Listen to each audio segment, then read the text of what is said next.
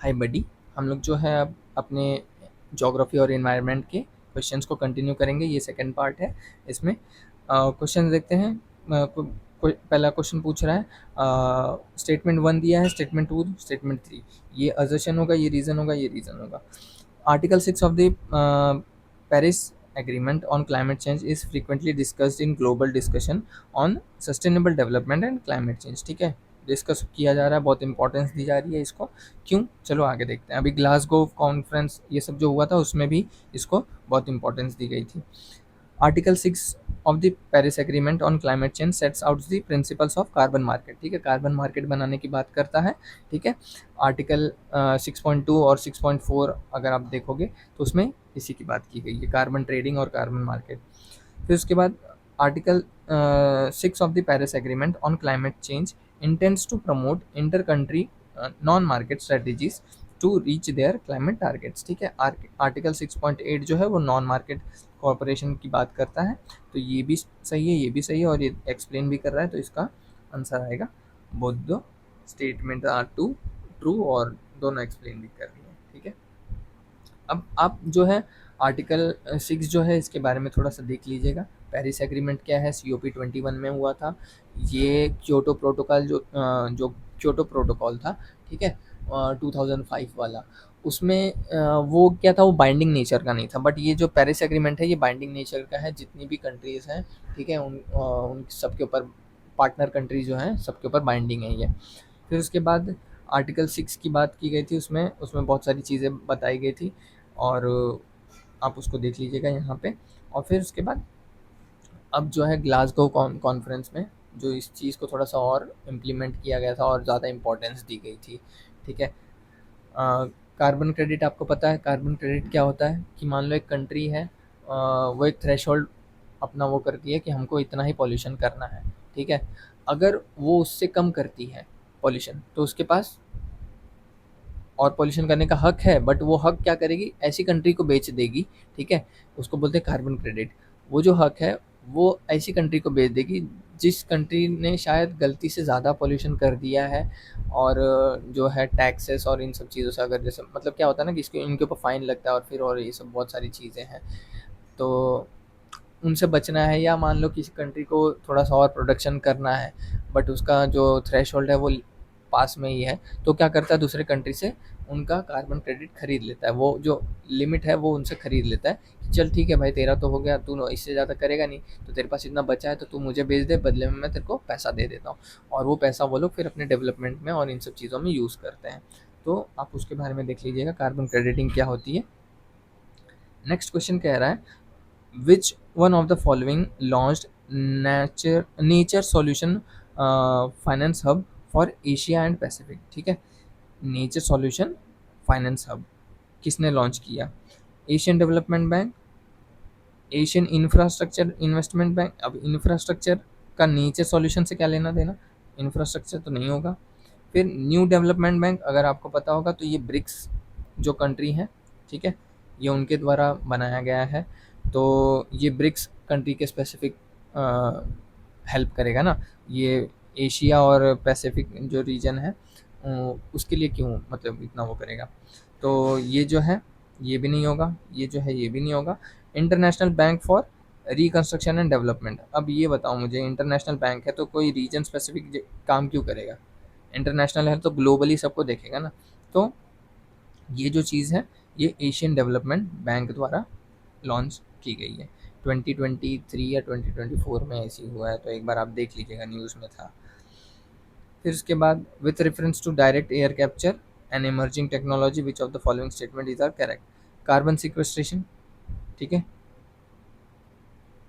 Carbon sequestration अगर आप पढ़ोगे क्या होता है, कार्बन को कैप्चर करना, उसको स्टोर करके रखना। ठीक है, तो ये वे है कार्बन सिक्वेस्ट्रेशन का, बिल्कुल। ये टेक्नोलॉजिकल वे है, आर्टिफिशियल मेथड है। नेचुरल मेथड्स हम लोगों को पता है कि ओशन में फाइटोप्लैंक्टन्स जो है कोल्ड वाटर जो है वो स्टोर करके रखता है। और ट्रॉपिकल और टेम्परेट जो फॉरेस्ट हैं उधर ट्री वेटलैंड्स ये सब स्टोर करते हैं, सॉइल जो है वो स्टोर करता है कार्बन को। ठीक है, तो कार्बन सिक्वेस्ट्रेशन का ये मेथड है, बिल्कुल सही है, ये करेक्ट है। It can be a valuable approach for plastic production and in food processing. Food processing जैसे बेवरेज, ठीक है, पेप्सी एंड ऑल बनाया जाता है, तो उसमें हम लोग किसको यूज़ करते हैं, कार्बन डाइऑक्साइड को यूज़ किया जाता है, तो ये बिल्कुल सही है। और प्लास्टिक प्रोडक्शन में कैसे पॉलीमर्स, पॉलीकार्बोनेट और ये सब चीज़ें, तो उसमें भी यूज़ किया जाता है कार्बन को, तो ये भी सही है। फिर in aviation it can be a source of a carbon for combining with hydrogen, ठीक है, कार्बन को किससे कंबाइन किया, हाइड्रोजन से, to create synthetic low carbon fuel, ठीक है, synthetic low carbon fuel, artificial low carbon fuel, ठीक है, ये बनाया जाता है। एविएशन मतलब जो प्लेन वाली जो चीज़ है ना, प्लेन उड़ने के लिए जो फ्यूल लगता है, उसको एविएशन, एविएशन सेक्टर उसको बोलते हैं, प्लेन से रिलेटेड जो होते हैं उनको। तो अब कार्बन को हाइड्रोजन के साथ मिक्स किया, CO2 को प्लस H2 कर दिया, ठीक है, तो ये क्या देता है हम लोगों को, अब ये थोड़ा सा क्लीनर एनर्जी हम लोगों को देगा।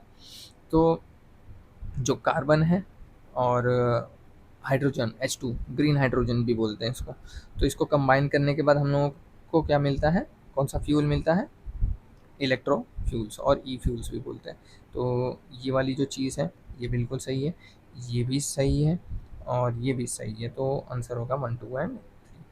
आप एक बार ये सारी चीज़ें देख लीजिएगा, यहाँ पे मैंने लिखी हुई है, और फोटोकेमिकल स्मॉग और ये सब के बारे में भी थोड़ा सा, मतलब जैसे परमाफ्रॉस्ट है, ये सब इनके बारे में देख लीजिएगा।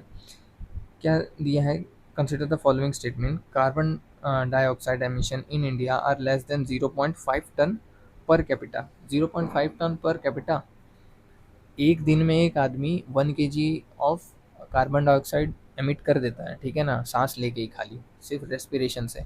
तो दिन में तो वो बहुत सारे काम कर रहा है ना, आग जला रहा है, खाना पका रहा है, ठीक है, भाग रहा है, दौड़ रहा है, रेस्पिरेशन कर रहा है, तो और ज़्यादा कार्बन डाइऑक्साइड वो करेगा, ठीक है।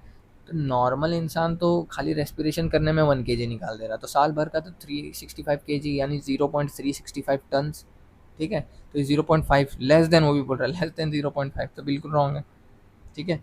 एज रिपोर्ट जो आई है, ठीक है, उसके अकॉर्डिंग, IEA की जो रिपोर्ट आई है उसके अकॉर्डिंग जो है हम लोग लगभग टू टन है, ठीक है, 1.9 बोल सकते हो, 2 टन है।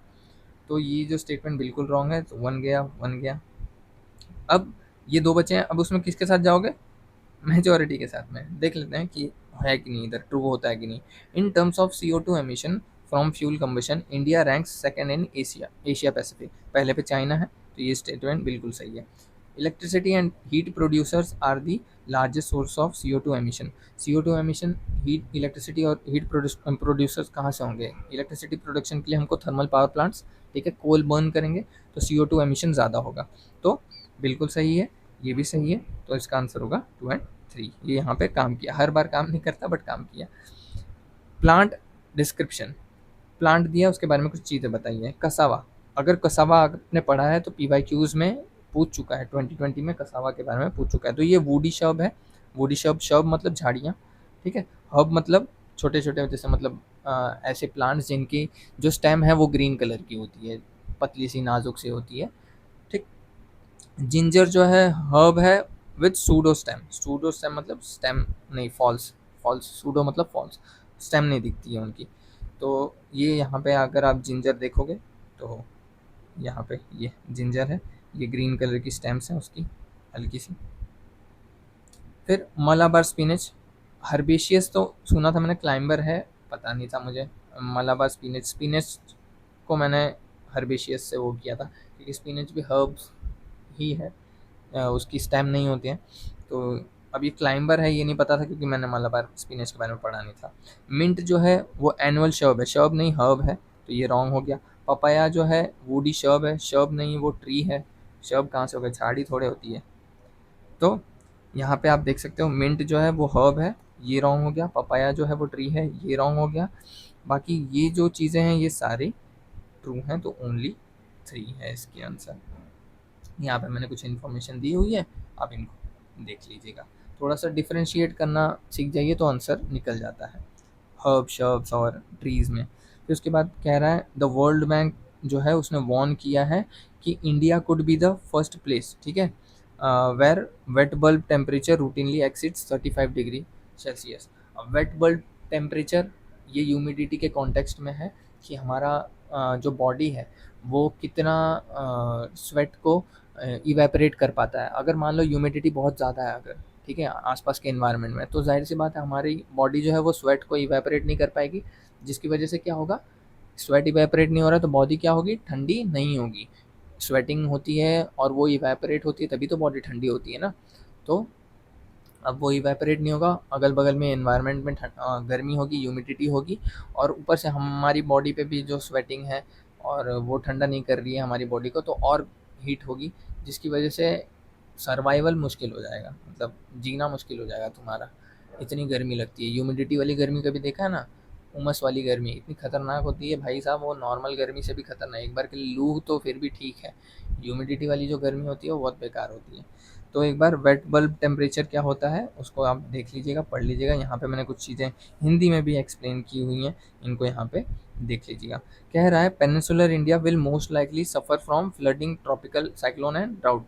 ह्यूमिडिटी बहुत ज़्यादा हो जाएगी तो ये सब होती है, फ्लड होता है, ट्रॉपिकल साइक्लोन आती हैं, ड्राउट कुछ कुछ जगहों पे देखने मिलता है, ठीक है। उसके बाद the survival of animals including human, ठीक है, will be affected as shedding of their body heat through perspiration, ठीक है, बिकम डिफिकल्ट। शेडिंग मतलब बॉडी को ठंडा होना, पर्स्पिरेशन मतलब पसीने से, पसीने की हेल्प से जो बॉडी ठंडा होती है इवेपोरेट होने की वजह से, ये क्या हो जाएगी, इसमें मुश्किल आ जाएगी, ये अफेक्ट करिए, डिफिकल्ट हो जाएगा। बिल्कुल सही है, ठीक है। तो इसका आंसर ये भी सही है, ये भी सही है, तो आंसर होगा बोथ, 1 and 2। स्टेटमेंट 1 कह रहा है of the two major ethanol producer in the world, Brazil and United States of America. दो मेजर हैं, कौन कौन है, ब्राज़ील और यूनाइटेड स्टेट्स। इसमें जो फॉर्मर वन है यानी जो ब्राज़ील है ना, वो ज़्यादा प्रोड्यूस करता है इथेनॉल यूएसए के मुकाबले। ऐसा बिल्कुल भी नहीं है, यूएसए सबसे ज़्यादा करता है, उसके बाद ब्राज़ील करता है। तो स्टेटमेंट 1 रॉन्ग हो गया। अब स्टेटमेंट 1 रॉन्ग है तो इसको करो आंसर, आगे बढ़ो। एग्ज़ाम में टाइम नहीं होता है इसलिए आगे बढ़ना है, बट यहाँ पे हम लोग इसको देखेंगे पूरा। फिर उसके बाद कह रहा है unlike in the United States of America where corn is the principal, ठीक है, feedstock for ethanol production, sugarcane is the principal feedstock for ethanol production in Brazil. तो ब्राज़ील जो है वो शुगर केन को use कर रहा है और अमेरिका जो है वो कॉर्न यूज़ करके इथेनॉल का प्रोडक्शन कर रहा है। कॉर्न क्या है, स्टार्च रिच होता है, स्टार्च है, स्टार्च को फिर उसके बाद ब्रेक डाउन किया जाता है शुगर के उसमें, और फिर शुगर को फर्मेंट करके क्या बनाई जाती है, ये जो है इथेनॉल बनाई जाती है। इंडिया में भी सेम ये क्या शुगर केन को मोस्टली यूज़ किया जाता है, कॉर्न का तो इतना नहीं, बट शुगर केन को इंडिया में ज़्यादा यूज़ किया जाता है। शुगर केन मोलासिस, ठीक है। मोलासिस क्या है, वो एक बाय प्रोडक्ट ही है, जैसे शुगर केन जब हम लोग चीनी वीनी बनाते हैं और ये सब, तो गन्ने के जूस में से वो निकलता है, ब्राउन कलर का होता है, ठीक है। उसका यूज़ करके उसको फिर फर्मेंटेशन करवा के हम लोग इथेनॉल बनाते हैं। तो ये वाली जो चीज़ है ये रॉन्ग है, ये राइट है, तो ये वाला आंसर हो जाएगा। फिर consider the following countries, United kingdom, Denmark, New Zealand, Australia, Brazil. इनमें से कौन जो है वो जिनके पास 4 से ज़्यादा टाइम ज़ोन्स हैं। इतना फर्जी सवाल पूछा था ना, 4 से ज़्यादा टाइम ज़ोन है, ठीक है। यूनाइटेड किंगडम, अब ये जो कुछ चीज़ें हैं एक बार पूछ भी चुका है हिमाचल प्रदेश के पीसीएस के पेपर में, पीवाईक्यूज़ में वो पूछ चुका है, जिसमें फ्रांस पूछा था, यूएसए पूछा था, यूके पूछा था, साउथ अफ्रीका पूछा था। तो ये उनका इन्फॉर्मेशन है, देख लीजिए। बहुत ज़्यादा वेग होता है, ठीक है। इंडिया का एक ही है, ठीक है, टाइम जोन 5:30 वाला, कोलकाता। तो इसमें मैंने जो है सबको मार दिया था कि ऑल 5 मैंने कर दिया था यहाँ पे, ठीक है। ऑल्दो मुझे शायद अभी कुछ कुछ चीज़ों में डाउट है कि अब देखो यूपीएससी क्या देता है इसका आंसर, क्योंकि मेनलैंड डेनमार्क या न्यूजीलैंड, सॉरी मेनलैंड न्यूजीलैंड का सिर्फ 2 ही है शायद टाइम जोन, और बाकी ओवरसीज़ में अगर मान लो कोई आइलैंड वाइलैंड है वहाँ पे, तो उस पर भी अलग अलग टाइम जोन ऐसा लगाते हैं। बट ठीक है, मैंने इसको सबको मार दिया था। ये फर्जी सवाल है, पढ़ के मत जाना यार ऐसे फालतू के सवाल कि किस कंट्री का कितना टाइम जोन है, ठीक है, ये सब चीज़ों पे, फालतू की चीज़ों पे टाइम वेस्ट मत करना। ऐसे क्वेश्चन आया स्किप कर दिया करो, या तो बहुत रिस्क लेने का शौक है तो एक आधा ले लिया करो। अब नेक्स्ट क्वेश्चन कह रहा है, with reference to the planet Earth consider the following statement. Rainforest produces more oxygen than that produced by the ocean. बिल्कुल भी नहीं। अब मुझे बताओ, अर्थ पे लैंड ज़्यादा है या ओशन ज़्यादा है? ओशन ज़्यादा है। लैंड पे भी फॉरेस्ट ज़्यादा है क्या? हर जगह फॉरेस्ट है क्या? तो फॉरेस्ट होगा तो तभी ट्री होगी। रेन फॉरेस्ट कम है ना, तो रेन फॉरेस्ट कम है तो ऑक्सीजन कम प्रोड्यूस कर रहा है एज़ कम्पेयर टू ओशन। तो ये वाला स्टेटमेंट बिल्कुल रॉन्ग है, ठीक है। मोर नहीं प्रोड्यूस कर रहा है, ये रॉन्ग है। वन गया, वन गया। अब ये दो बचे हैं। अब इसमें इसको देखना है, इसको देखना है। अब देख लेते हैं, पहले हम लोग इसको पढ़ लेते हैं। वेल ऑक्सीजनेटेड, पहले थर्ड वाले को पढ़ते हैं। Well oxygenated surface water contains several flood folds higher oxygen than that in atmospheric air. Atmosphere में 21% एयर होता है, हम लोगों को पता है। बट ऑक्सीजन जो है ओशन में वो डिज़ोल्व हो जाता है, ठीक है। ऑक्सीजन जो है वो पानी में डिज़ोल्व हो जाता है। तो ये वाली जो स्टेटमेंट है ये बिल्कुल इनकरेक्ट है। बचा हुआ ये यही करेक्ट होगा। इसको भी पढ़ लेते हैं। मरीन पैटोप्लैंक्टन एंड फोटोसिंथेटिक बैक्टीरिया, जो साइनोबैक्टीरिया है, वो प्रोड्यूस करते हैं 50% of world oxygen. More than लिख सकते थे, बट ठीक है 50% लिखा है। मोर देन 50% वैसे होना चाहिए, ठीक है। तो ये भी ये राइट है, तो होगा आंसर इसका only 2। Consider the following pair. Country दिया है और कौन किस में रिसोर्स रिच है। बोत्सवाना डायमंड में है रशिया के बाद, ठीक है। वैल्यू के मैटर में सबसे ज़्यादा डायमंड है। फिर उसके बाद चिली लिथियम के लिए, एबीसी हम लोगों ने पढ़ा हुआ है। अर्जेंटीना, बोलीविया और चिली लिथियम के लिए, तो ये है। इंडोनेशिया हम लोगों ने निकल के लिए, लास्ट टाइम मैंने शायद इकोनॉमिक्स वाले वीडियो में मैंने बताया था कि इंडोनेशिया जो है वो निकल प्रोडक्शन में सबसे ज़्यादा है। अब इंडिया के कुछ कुछ स्टेट जो डायमंड प्रोडक्शन में है, देखो एमपी के कुछ स्टेट है। फिर लिथियम प्रोडक्शन के लिए अभी हाल ही में जेएनके में रिजर्व मिला है बहुत बड़ा। फिर उसके बाद कर्नाटका है ही। फिर निकल में उड़ीसा है। तो आप वर्ल्ड तो पढ़ो ही पढ़ो, इंडिया में भी कौन है लीडिंग वो भी जान लो। तो ये तीनों भी करेक्ट है, ऑल थ्री होगा इसका आंसर। फिर उसके बाद consider the following statement. Anadyr in Siberia and Nome in Alaska are a few kilometres from each other, but when people are waking up and getting set for breakfast in these cities it would be different days। अब अगर आप Siberia यहाँ कहीं पे है Russia में, अगर पूरा रशिया यहाँ पे देखो, और अलास्का यहाँ कहीं पे, ये दोनों यहाँ पे ऐसा अर्थ में वो देखोगे मैप, जो देखोगे वर्ल्ड मैप, वहाँ पे आपको यहाँ पे साइड में अलास्का दिखेगा और यहाँ पे रशिया दिखेगा। जबकि जब वो अर्थ तो गोल है ना, ग्लोब, तो वो यहाँ यहाँ पे आसपास में ही है, बहुत ज़्यादा डिफरेंस नहीं है। बट स्टिल जो इंटरनेशनल जो डेट लाइन है, ठीक है, उसकी वजह से यहाँ पे 21 घंटे का डिफरेंस आ जाता है। तो यहाँ पे जो अब मुझे बताओ कि कौन ईस्ट में है कौन वेस्ट में है। अलास्का वेस्ट में है, अलास्का वेस्ट में है, और रशिया ईस्ट में है, ठीक है। रशिया ईस्ट में है। सूरज पहले कहाँ उगेगा? रशिया की तरफ उगेगा। तो दिन पहले कौन होगा? दिन पहले सबसे पहले कहाँ पे होगा, काउंट किया जाएगा? इसको काउंट किया जाएगा, रशिया को। फिर उसके बाद वेस्ट वाला अलास्का काउंट किया जाएगा ना। मान लो ये अहेड होगा ना, ये आगे होगा ना, ये आगे होगा। जो रशिया वाली जो जगह है साइबेरिया, वो आगे होगी। जो अलास्का है वो पीछे होगी। मान लो ये मंडे है तो ये क्या होगा? ट्यूसडे होगा। ये तो संडे होगा ना। ये अगर ट्यूसडे है तो ये क्या होगा? मंडे होगा, पीछे होगा ना। ये मंडे है, ये ट्यूसडे है, ये आगे चल के वेडनेसडे बनेगा, ठीक है। तो ये हमेशा आगे रहेगा, ईस्ट वाला, क्योंकि सूरज यहाँ से उगता है, दिन यहाँ से स्टार्ट काउंट किया जाएगा, ठीक है। फिर उसके बाद इसमें कह रहा है when it is Monday in Russia, ठीक है, साइबेरिया, इट इज़ ट्यूसडे इन नोम। अभी हम लोगों ने पढ़ा कि जब यहाँ मंडे होगा तो यहाँ संडे होगा, ये आगे है। तो यहाँ मंडे है तो यहाँ संडे होना चाहिए, ट्यूसडे नहीं। तो ये रॉन्ग हो गया। तो करेक्ट पूछा है, ओनली वन जो है ये करेक्ट है, ठीक है। ये वाला रॉन्ग है। ये यहाँ पे मैंने कुछ इन्फॉर्मेशन भी शेयर किया, आप देख लीजिएगा। Consider the following pairs. Regions दिए हैं, कंट्रीज दिए हैं, ठीक है। Mallorca, Normandy, Sardinia. अब नॉर्मैंडी और सार्डिनिया जो है ये न्यूज़ में, क्या मैं बोल रहा हूँ, न्यूज़ बोल रहा हूँ सॉरी, पीवाईक्यूज़ में आ चुका है, तो आपको पता होना चाहिए। और नॉर्मैंडी जो है, ठीक है, ये सार्डिनिया जो है ये इटली के पास में है। नॉर्मैंडी जो है ये शायद मुझे जहाँ तक लगता है फ्रांस के पास में है, और ये स्पेन के इधर है। तो ये तीनों भी जो है वो करेक्टली मैच नहीं है, तो नन आएगा, ठीक है। ये सार्डिनिया आइलैंड्स हैं, ये मेडिटेरेनियन सी में, इटली के पास में, तो आप उधर एक बार क्रॉस चेक कर लीजिएगा। नॉर्मैंडी शायद फ्रांस में ही है, हाँ, ये एक बार पूछ भी चुका है। और बचा हुआ तो स्पेन ही होगा, तो फिर ये इधर रॉन्ग है। हाँ, मलोरका के बारे में एक बार पढ़ लीजिएगा, मैप में देख लीजिएगा कहाँ पे आता है। फिर उसके बाद कह रहा है artificial way of causing rainfall, ठीक है। Artificial way of causing rainfall मतलब क्लाउड सीडिंग की बात हो रही है।